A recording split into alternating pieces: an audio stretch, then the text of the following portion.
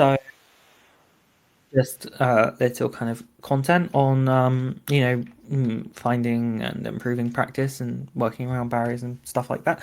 Hopefully Craig's not running away. Um, that's weird. I'm hoping Craig doesn't run away from us. So yeah, so what types of practice makes sense to play with really kind of depends on what stuff we are sort of struggling with and what stuff we where we're at when we're in practice. So let's kind of like start thinking about, let's kind of like go kind of like beginner up. So towards the beginning of when we're trying to like, do practice, oftentimes, right? Shorter practice sessions are better, right? Especially when we're first starting. What we want to do is start to build up habits around practice, ones that make that practice more easy to kind of like get into and also kind of like, be consistent with. So when we're first starting, one of my mantras is kind of like little and often, right? So when we're in this kind of like initial exploratory phase, what we're doing is probably making a lot of sounds, right? That might include things like lip trills, saying where we can go with those. That might include kind of like saying how far down if can I slide in pitch, how far up can I slide in pitch. Right? Not the cleanest slide in my life. But what we might want to do is try lots of little explorations, right? So one of those variables that we care about most, right, when we're talking about voice is pitch. So pitch is not the most important variable that ever existed in voice, but it's definitely probably one of what I'd call the big three. So a lot of our explorations to begin with might be quick, short explorations centered around pitch. So that could be sliding up and making different sounds, right, with different sort of resonance combinations. And this could be up or down. Or this could be kind of like sliding around in pitch with a range of different sort of, you know, vocal weights and things like that. So, an example of some expressions in this kind of department might be, ooh. We might see if we can kind of go for a kind of like low resonance kind of thing. We might see if we can do something like, ah. We might try sliding pitch and resonance at the same time. If we're interested in kind of like finding if we can find lower pitches, we might try some explorations like this. So we might try going down in pitch in a range of different ways. So one exploration we might do is kind of be really soft. Oh. Aiming to be as soft as we can. And another version of that could be like trying to get heavier or more intense as we go down. Oh. Right? And we might even be able to see more intensity than that there.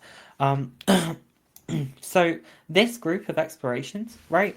These kinds of sound changes, these are the kinds of things that you can do for literally like 5-10 seconds and then kind of give them a break, right? So these are the kinds of things that you might repeat and play around with on and off. Like these are the kinds of things that you could do like 5-10 times within 5 minutes. Maybe kind of do something else similar, kind of like in the next couple of hours or something like that, right? So um when we first start, lots and lots of little kind of explorations is often like the vibe, right? These don't have to be super, super organized, right? And sometimes for this kind of beginner, really exploratory stuff, it can be cool to get in kind of like conversations with other people or, something you could try doing, say if you were listening along to this later, is listen back to this recording and try some of the explorations as I went through them.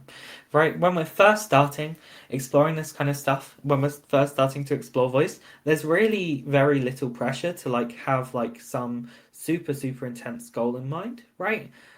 Because exploration's valuable to begin with, right? Um, but we might start kind of like moving on a little bit from here, to thinking about, these are explorations I've done. What can I get from this? What's more information I can get from this?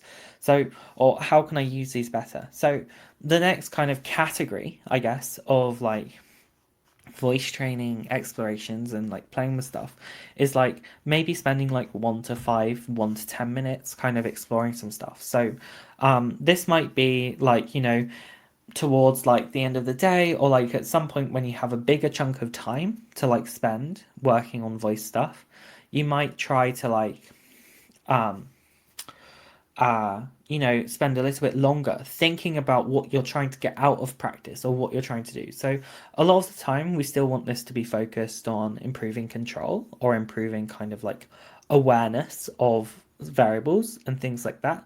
So we might have goals in mind here.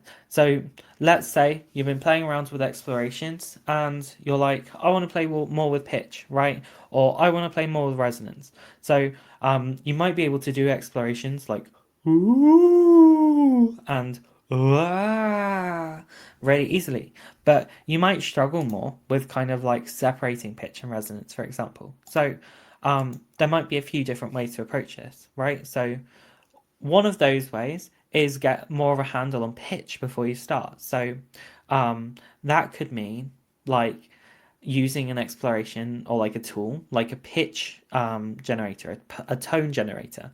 So some of you might have heard me go into this before. And I'm just going to go into it for the benefit of everybody in case they've not heard it before. And I'm just going to see if that sound's coming out of there. So that is, so if I just open this up real quick. So I'm not going to go into super high detail right here, but we've got a tone generator that I'm just opening up, and I'm going to open up a second one. So 195 there and 196 here. So let me know how loud this is coming through. Can you hear that, everyone? Okay, so I'm not sure how loud that's coming through. Hopefully it's audible and not like super, super quiet.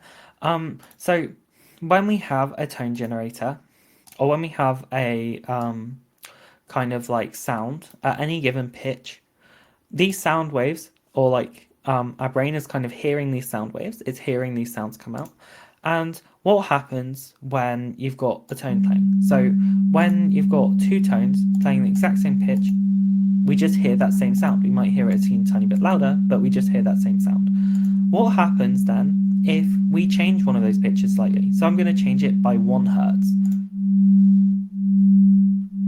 So when we do that, when they kind of separate by 1 hertz, when they separate by like 1 cycle per second, once per second you have a kind of like wobbly beating sound is the correct term, where the kind of like sounds cancel out. So how does this relate back to pitch matching? Well, we can see that we've got these sound waves that will cancel each other out when they kind of cross each other, and this speeds up the further the frequency is apart. And then if we go back towards it,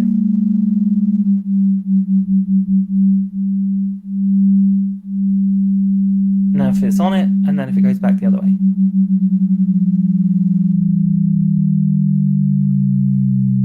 And then at some point you stop being able to hear that kind of like wobbly sound, right?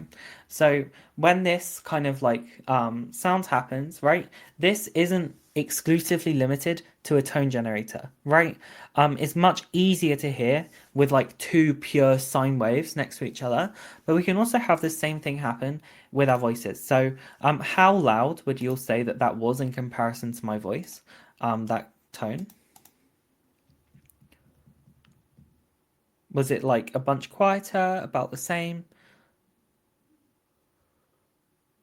Slightly louder than me, or... Okay, so that's probably all right then. So if I just turn it up for me, so if it was slightly louder than I was, hopefully, if I hum along to it,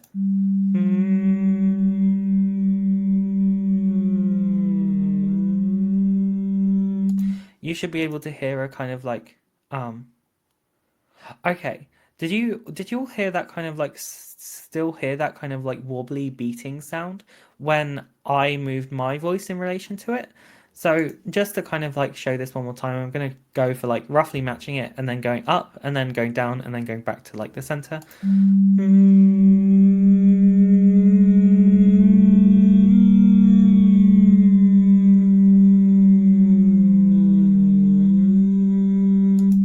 Right, so we can hear that kind of like sound, that wobbliness, that kind of like beating sound gets more intense the further you get away from it, and then gets less intense the closer you get to it.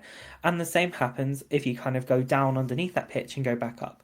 So something we can do to really reinforce our ability to match pitches is something like start off with using a tone generator and try matching that. Change the pitch. So if I change the pitch now,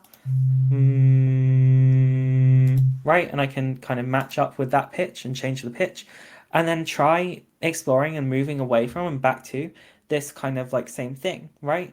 And we can start to, as we try moving around all these things, we'll start to eventually get a feel for like, oh, this is what it feels like if I'm lower than this, or this is what it sounds like when I'm higher than this, right?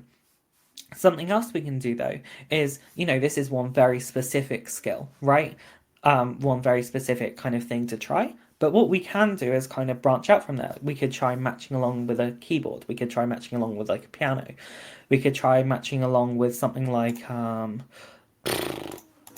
don't know. So we could try matching along with like a cello drone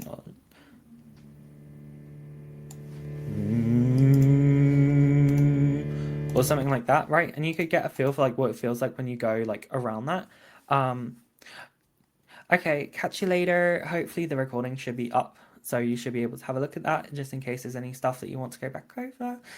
But you could try finding something like a cello drone, if that's how you say cello. I don't know. But anyway, so you could try matching up with like a cello drone, right? And try seeing how that feels like if you move away from and back towards that as well, right? So there's lots of different ways we can start improving this skill, right? So how long would you spend on this kind of thing? So that's the kind of thing that you could spend a minute playing with, right? You could also spend 5 minutes playing with it and mix things up, right? From there, you could try matching along with like a song, or you could try matching along with like the intonation of somebody's voice. All of these kind of practice things kind of go from one thing to the next. There is a progression you could make there, right? But this kind of thing is like a little bit, you could do this for a little bit longer, and it's not exactly the like most like, it doesn't necessarily seem like the most voice training related thing necessarily, but this kind of practice can still be very useful and beneficial for you. So this is the kind of thing that is exploratory, but you can do for a little bit longer. In a similar vein, right? I did mention that you could use it to kind of like play around with resonance, right? Or like build up awareness around resonance. So let's say I just go for something like right, so it's around there. You could imagine that we could also do some more exploration coming from here. So if I've got this playing, right, and I'm like, right, one of the problems people often have when they try kind of like doing anything in voice is that they accidentally have pitch wander while they're trying to do what they're doing, right? So if I do right, I can hear that I'm still roughly on that pitch. If I went to change resonance and I had something like right, I'll be able to hear that beating sound come out. I'll be able to hear that I'm off, and I could try sliding the pitch up to that point.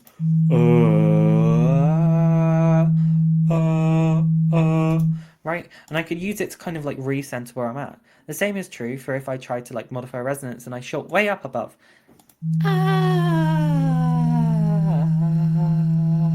Right, I could kind of like drift back to where I'm looking for, right? So we can use something like a pitch monitor to kind of like reinforce, or a tone generator to reinforce our awareness of what's going on in terms of pitch. And that becomes very useful later on when we're trying other stuff in voice training, right? For example, one really big tendency that people have is when they try to change like intensity or vocal weight, that they'll change pitch by accident. You often have stuff like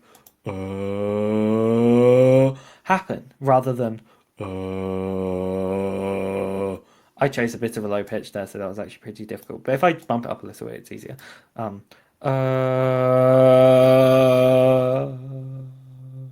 Right, so that pitch remained the same from that kind of thing, maybe a teeny bit wobble, but we could say that, broadly pitch stayed the change, but intensity changed mostly, right? So something we can do is like start building different tools into our practice, right? So when it comes to practice, something we can do for a little bit longer is like exploring these key gradients. So what do I mean when I say key gradients, right? So that's things like pitch, vocal weight, and resonance. So we can start layering these explorations together, right? So something we could do for 1 to 5 minutes is like choose a pitch to start off with. So let's say I choose a pitch on the tone generator,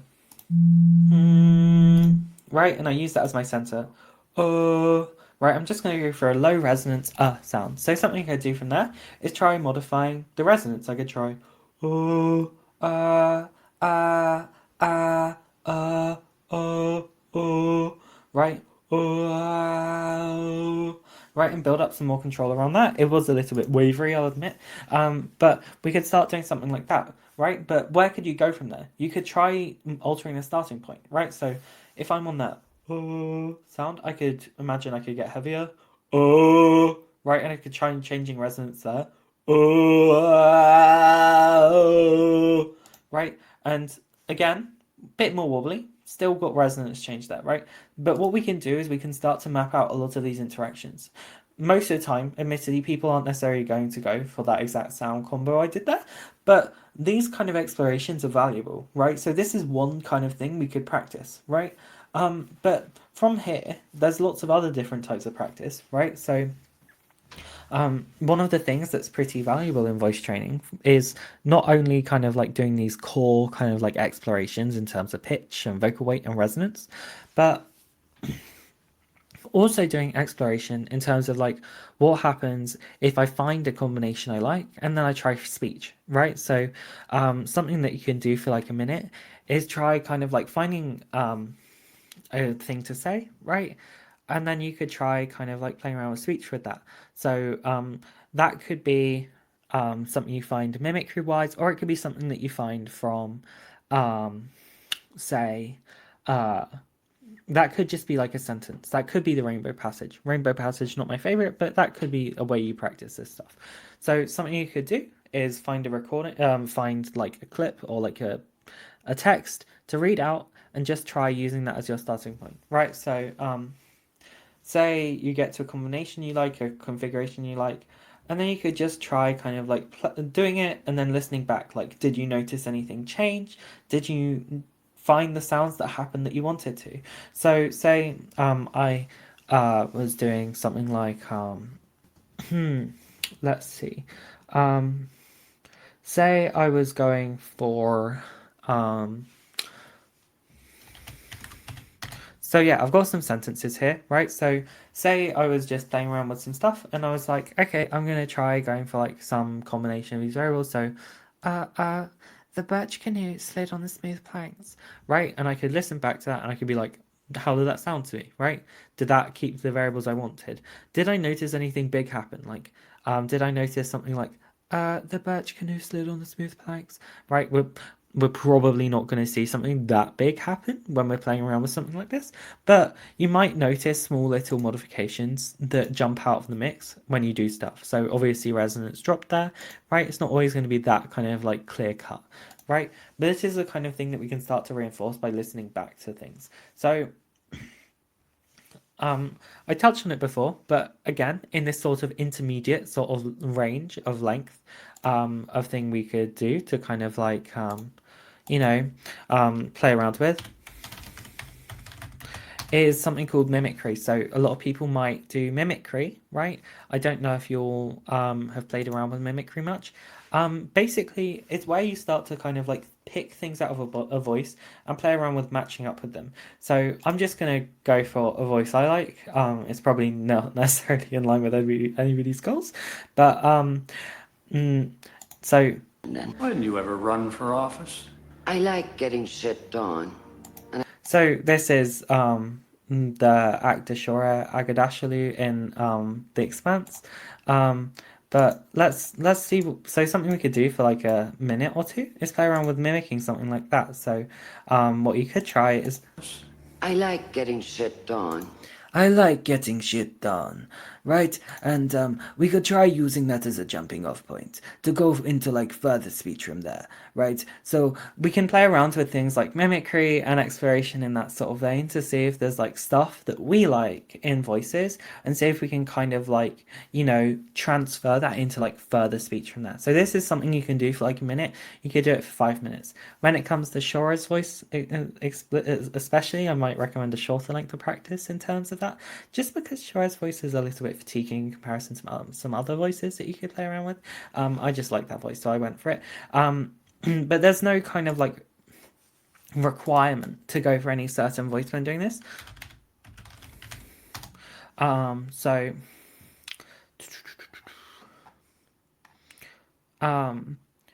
but there's also lots of other voices, like distinctive stylistic stuff, for example. So if you find a voice that you like, but it's not quite exactly in a range where you can hit it or where you can do it. So let's take this comedian's voice. So Will you please welcome Leo? It's literally, hey, which I found very sneaky. I found very sneaky, right? I don't think that was an exact mimicry. I've not listened to that bit of the clip before, but you could kind of imagine that could be transposed to different parts of the range, right? Let me just listen to this one. Recently I was on a date. And like recently I was on a date and like, right, and we could kind of move that around. We could try, recently I was on a date and like, and then, obviously we probably wouldn't go all the way to like that weirdly low resonance combo, right? But you could also try, recently I was on a date and like, right? We can kind of like carry across parts of the vibe into different parts of the kind of like range. And if I was to kind of like pick up on the vibe of this guy's voice, then my voice might start doing stuff like this, which, isn't necessarily exactly how I normally talk, but he's kind of got this vibe going on and you might not really be able to pick up on that. And I ordered a burger. And this guy I was with was like... And this guy I was with was, right, and you could start to kind of like pick up different sort of like aspects of a voice or different parts of a voice or different vibes from a voice and start integrating that into some of your stuff. So this is something you could do for the kind of like 1 to 5 minutes, especially if there's kind of like a person's voice or somebody's vibe that you really like. So let's kind of like move on to something that you could do for like, I guess, a longer amount of time. I'm not exactly sure what would be best for you all to how to go about this, but something you could do for a longer amount of time is things like practicing kind of like holding on to speech, right? So say you find some voice qualities you like, maybe you can go join a Discord call with some friends or even some strangers. Some people like joining CSGO lobbies to get feedback on their voices. I'm not sure that's what I'd recommend, but so you can do that kind of thing and get feedback on your voice that way. So you can try exploring kind of like, using voice for a more extended period in a kind of like wider array of kind of like circumstances. So that's kind of like broadly like what sort of categories, I guess, of like what sorts of practice you can maybe start thinking about doing, right? That's far from comprehensive, but it's the sorts of things you can start thinking about. Other things that could be construed as practice are things like singing, though they're not like a replacement for doing other kinds of practice, right? So I kind of talked about, goal setting and kind of like knowing what and how much to practice. So we talked about how much to practice for like each thing, right? But how do we know what to practice? So there's no correct answer to this, but I think kind of like taking a mix of the stuff we already talked about is pretty valuable, right? So say at the beginning of the day, you could play around with some small, quick explorations, right? And then as the day progresses, you could play around with stuff like deliberately changing variables. And from there, maybe seeing if you can jump into some speech, right? If you feel like you got some vibes you liked playing around with some sentences, then maybe you could play around with like mimicry and picking up some vibe stuff. And, you might kind of like mix things up day to day and kind of like try different things that you like.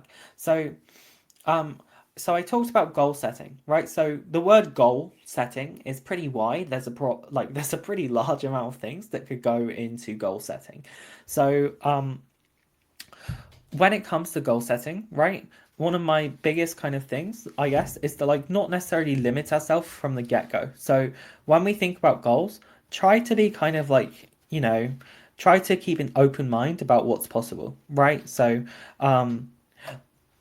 this comes especially to like picking up samples of voices that we like. So one thing that I really recommend people do is kind of like put together a playlist of voices that they like and start listening to those. So I suppose that would come into its own category of like how much to practice, or how much to like listen to these voices. So that's the kind of thing that you might want passive exposure to. So if you find somebody's voice you like, try listening to more of their voice, try to like pay attention to it kind of in a passive way, like put it on in the background, but also maybe think about like actively listening to it, paying attention to like stuff you like in it, kind of like if you were playing around with mimicry. So that could be something that takes like 10 minutes, or that could be something that takes like an hour if you're just passively listening to it. So something I'd really recommend though is like putting together a playlist of voices you like. So when we're setting goals, right, we don't have to think of every single voice that we hear or every single voice that we like as like where we need to end up, but something to kind of like think about is like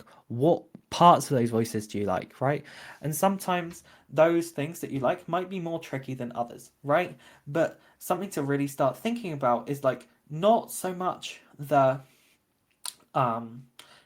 underlying baseline variables in those voices. So not what's going on in terms of like vocal weight and pitch and resonance, right?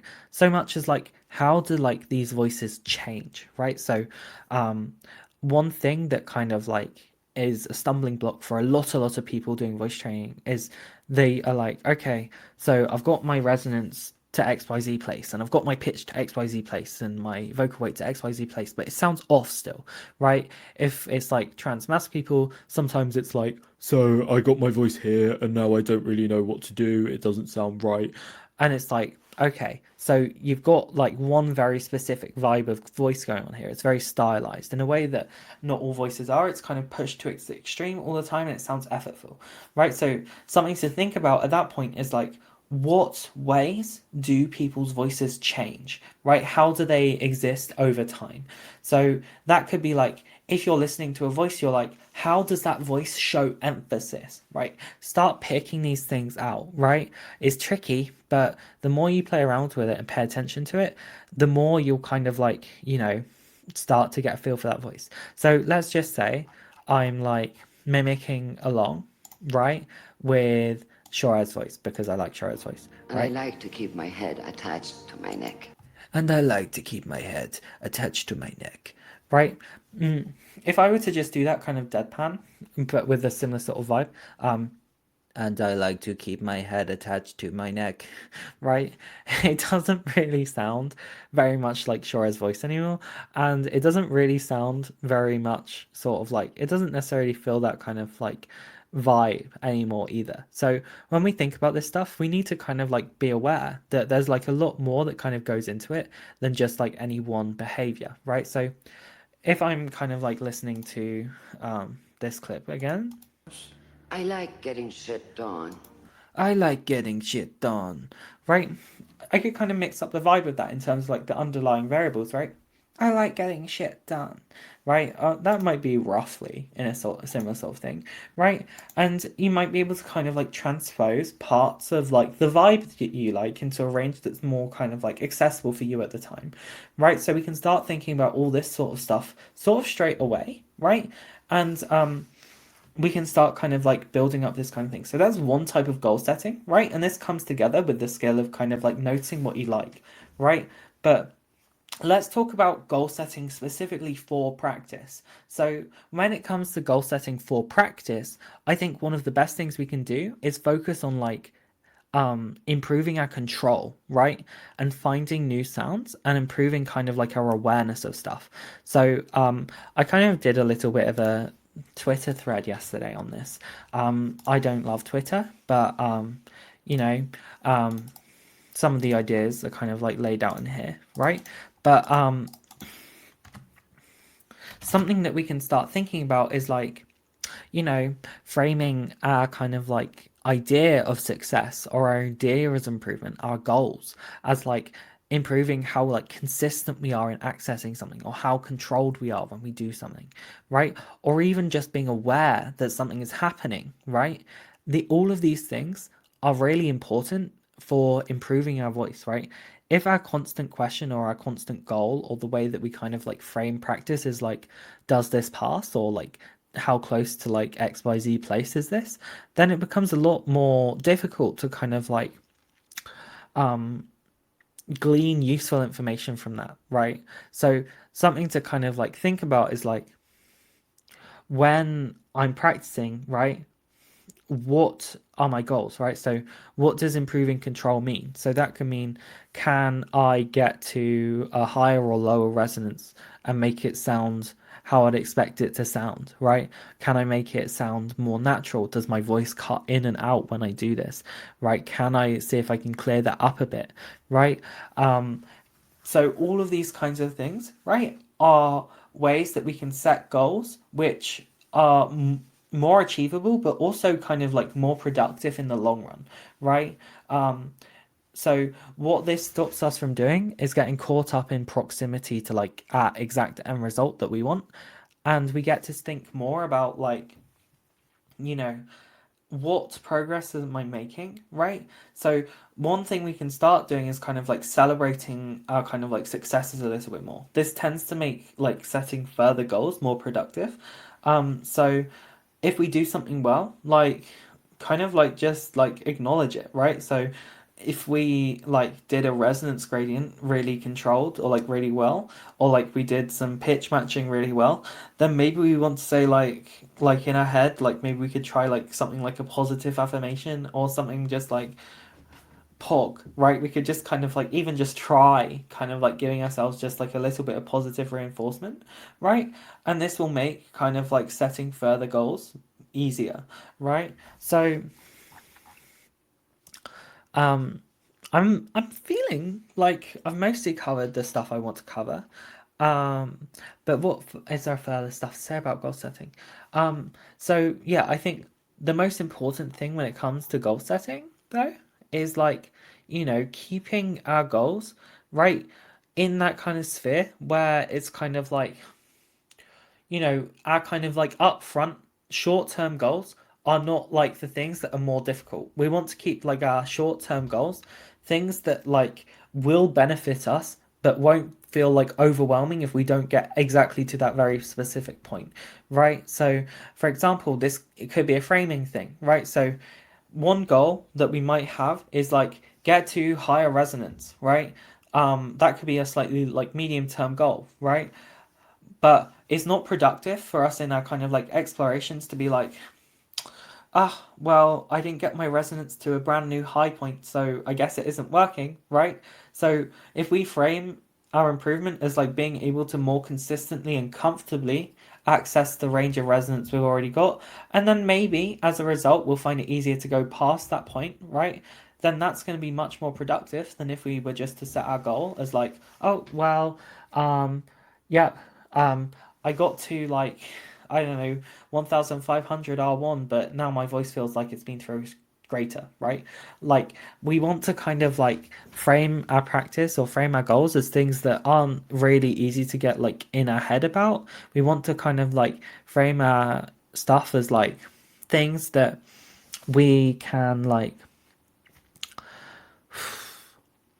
we want to frame our goals as like things that aren't like really easy to get into this mindset of like higher is better or like lower is better around them, because that tends to lead us kind of astray and to a point where we're kind of in a sticky situation, where like it's hard to tell, right, whether what we're doing is productive anymore, right? Or, oh, I just need to get it this tiny bit more high or a little bit lower, right? It can be really easy to get into this like anxiety, dysmorphia kind of like weird brain space around it. So that's something we really want to avoid. I feel like there was something else I wanted to touch on. But I've lost it, so we're not going to worry about that. So I think that mostly covers everything I wanted to say about goal setting. But let's kind of like branch out now into the kind of like motivation and dysphoria side of things. So 4 people reacted to that, a little bit less than the 7 that kind of like reacted to the goal setting and knowing what to practice stuff. But this kind of broaches into a similar sort of vein. So maintaining motivation and dysphoria getting in the way of practice, they're two pretty big problems, and they're a little bit separate, but they're pretty tied together. So this is a mindset space, right? It's the brain game, right? It's kind of like finding ways to make practice more rewarding or at least less difficult, right? Which will make practice more productive. So a lot of this kind of is related to goal setting. It's related to the way we frame our practice. So if we want to maintain motivation to enjoy or like engage in practice, right, we need to make it more rewarding for us, right? So we also need to make it kind of like we need to sometimes. So here's a rough truth, right? Sometimes we don't need voice training. Sometimes we need like therapy, right? Sometimes we need like to deal with some of the mental stuff before we can engage with practice in a very productive way, right? So dependent on the kind of stuff we're struggling with, right? It can mean that there's different strategies. So something that is kind of key to the idea sometimes of like voice training is anxiety management. So it's really easy to get up in your head about like whether it's going to be like, is practice going to be okay? Like, are we going to do stuff right? Like, what if I fuck it up, right? So I think what we need to really reinforce for ourselves is that practice is practice, right? We are not going for perfect, and we're not going necessarily to meet our goals on any given day, right? So what we need to do is frame stuff in a more kind of like positive, exploratory, friendly way, right? So something that we let's kind of like break it down to some situation, right? So let's say this is you. So every time you go to practice, you make a sound and everything just sounds wrong. It doesn't sound right. It doesn't sound how I want it to sound. It doesn't sound the way I like it, right? And we kind of get up in our head and we fall into a little bit of a cycle of like, I'm gonna shut down now, right? Or like it gets too much and we're just kind of like, nope, I'm gonna disappear and I'm gonna go play video games for 5 hours, right? It's really easy to fall into something like that for something like that to happen, right? So how do we combat that, right? So one of the things that we might want to try, right, is like making it more comfortable for us to practice. So there's different things we can try here, right? So dependent on who you are, different strategies will work for you. For some people, the idea of body doubling helps. So that's where you might have somebody in the room with you, or you might have somebody on the call with you, just to be there, right? Maybe that person's offering kind of like positive reinforcement, or maybe that person's just not doing anything. Maybe that person's just there in the room with you, just making you feel like you've got some outside sort of pressure to kind of like play with stuff, right? So that could be a positive thing, or it could just be kind of a neutral thing, right? Another thing to try is self-soothing behaviors, right? Self-soothing. I can speak English.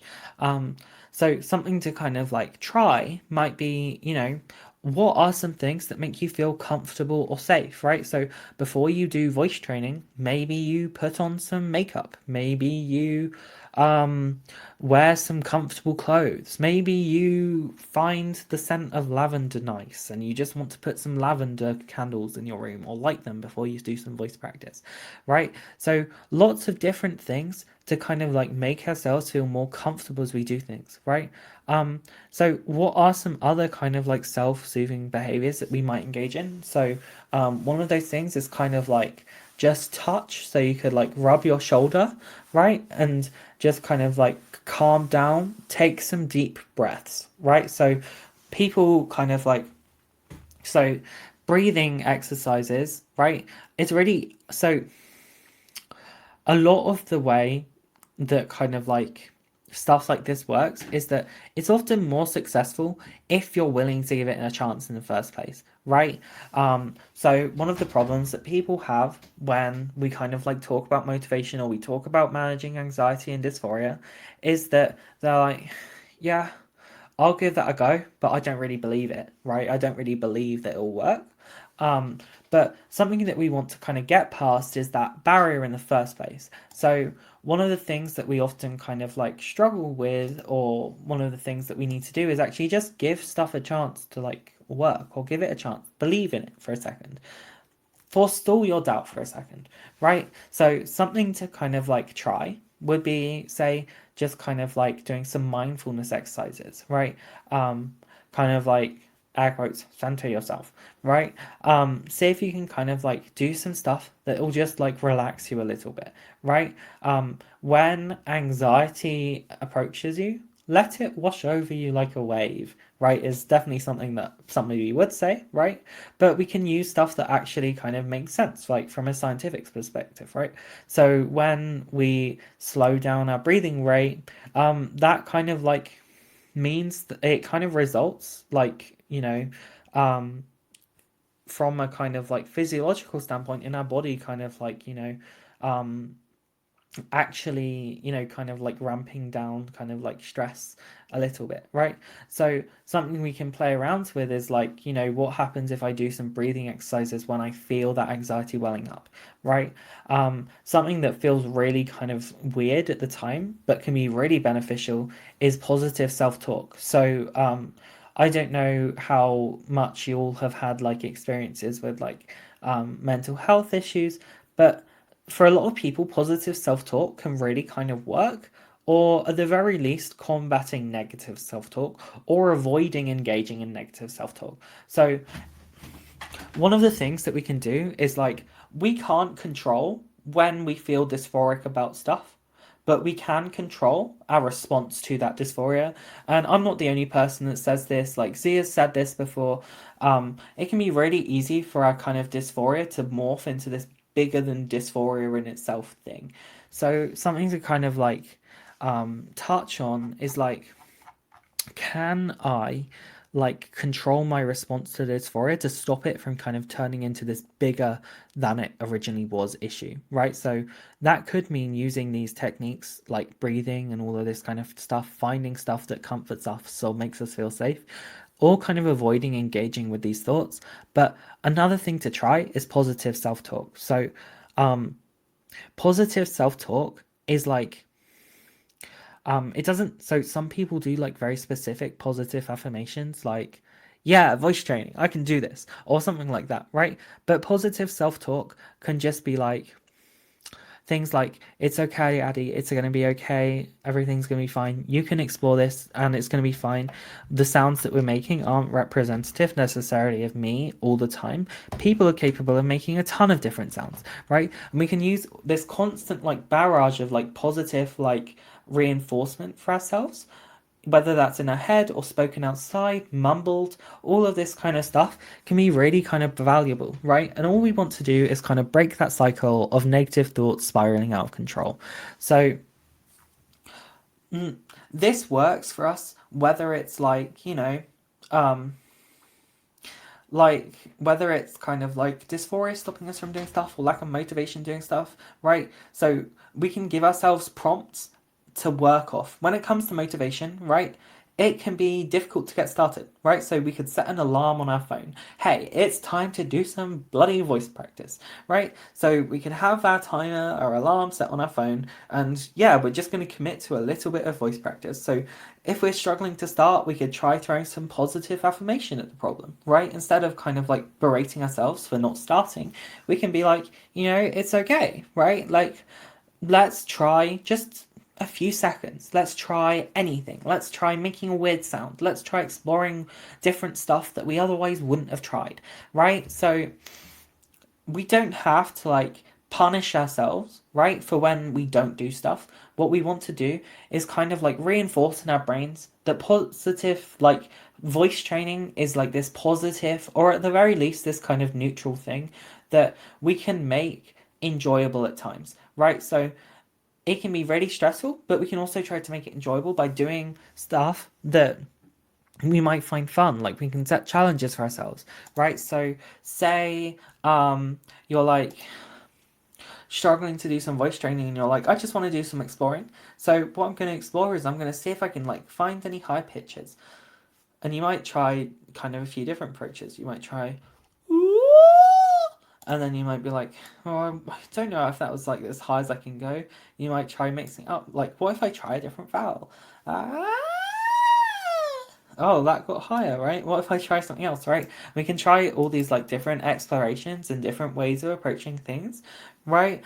And just see if we can try making weird and wacky sounds, right? So one of the things about voice training is that sometimes if we're one of those people that feels cringe over stuff, then we can acknowledge that, damn, this feels kind of cringy, right? And it's okay. And we can just kind of like reinforce ourselves that like, yo, it's okay if it feels cringe. Um, the Addy style of school of thought on this is that if it feels cringe, you're probably doing the right thing. Right, yes. So it may feel cringe. It may feel like, why am I doing this? This is horrifying, right? But who fucking cares if it's cringe? Like, have you got, is your FBI agent looking in at you from like the window? Like, voice training, right? What we can do is kind of like step away from the cringe a little bit. And you know, if we are worried about people like overhearing us, right?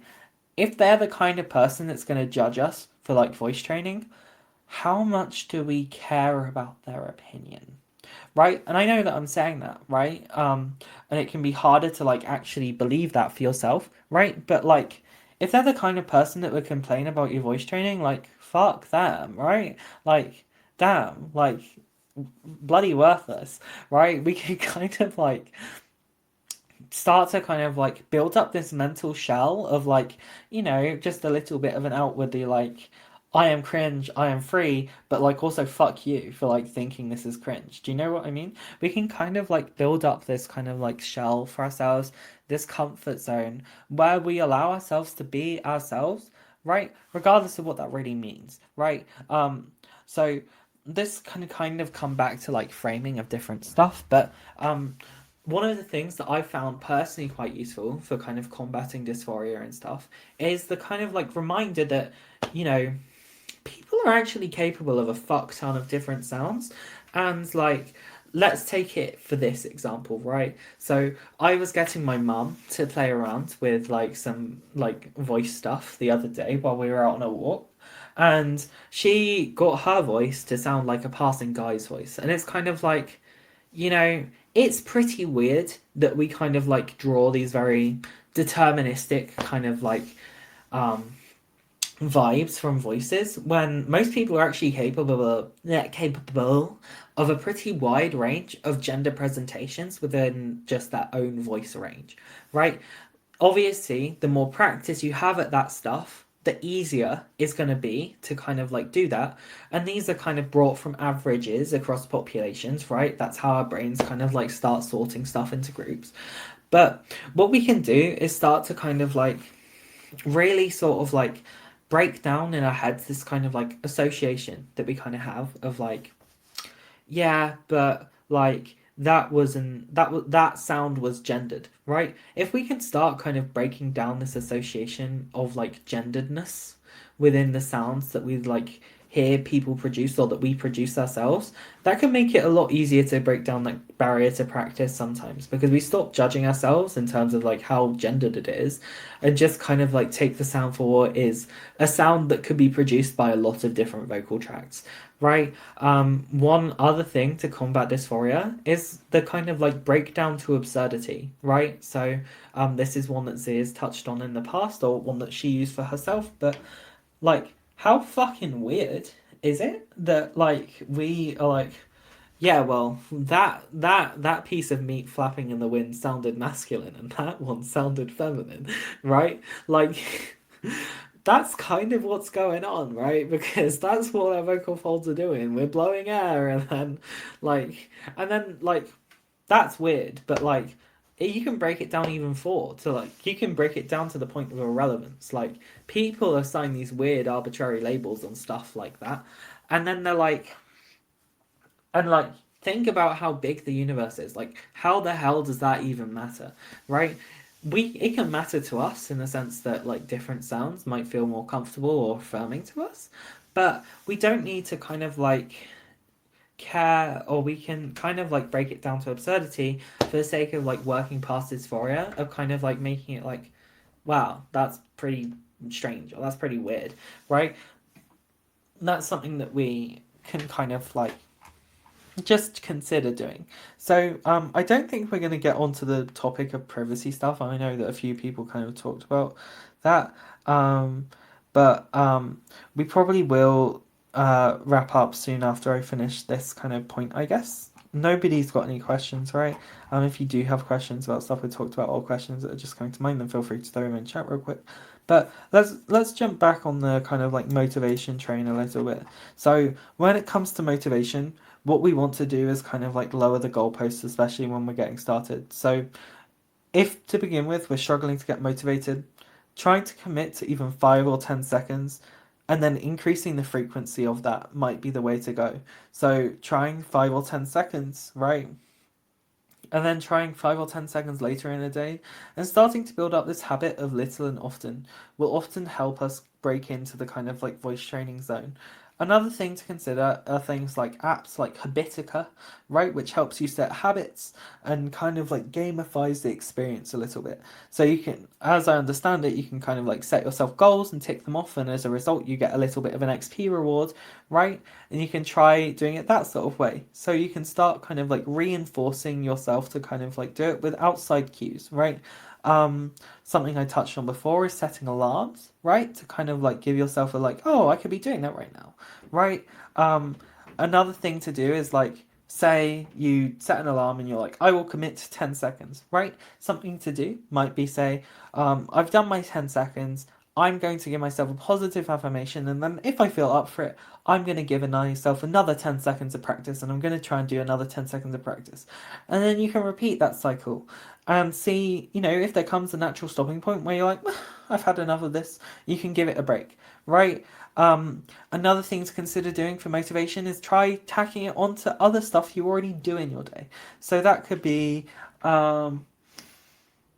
have you just had a shower, right? Or are you in the shower? Can you do some practice while you're in the shower to kind of like keep your mind occupied while you're just kind of like absent-mindedly letting water cascade over you? And oh whoops, it's been 30 minutes, right? But we can try kind of like tacking it onto these behaviors we already do, right? Or can I voice train just before I brush my teeth, or just after I brush my teeth? Can I have dinner and then do some voice training after that, right? Or every time I get up from my desk to go to the kitchen and grab some water, can I try doing a little something along the way? Can I try a lip trill? Can I do an exploratory thing with my voice? So we've covered a lot of different stuff. But does anybody have any questions, or even have any stuff that they want to add on the kind of like topics here? So do I recommend finding a therapist for feeling less nervous or dysphoric about your voice? So I think it depends what kind of therapist exactly you're thinking about maybe going for. But I think that if it's something you really struggle with, to the extent that you find it really difficult to practice, then it may well be worth finding a therapist. So I don't know how accessible finding therapists is in like I think you live in the Netherlands. But if that's something you can do, then I might recommend trying it. It might not be for you. It might not be something that works for you, right? But if that's something that you can do without it being like too expensive, or if you can get insurance to pay for it, then I might recommend trying to like find somebody to kind of like work through that with, because everyone can benefit from therapy, and if there's something in our life that's kind of like becoming a sticking point for us, then it can be pretty valuable, right? It can be pretty useful to kind of like do that sort of thing.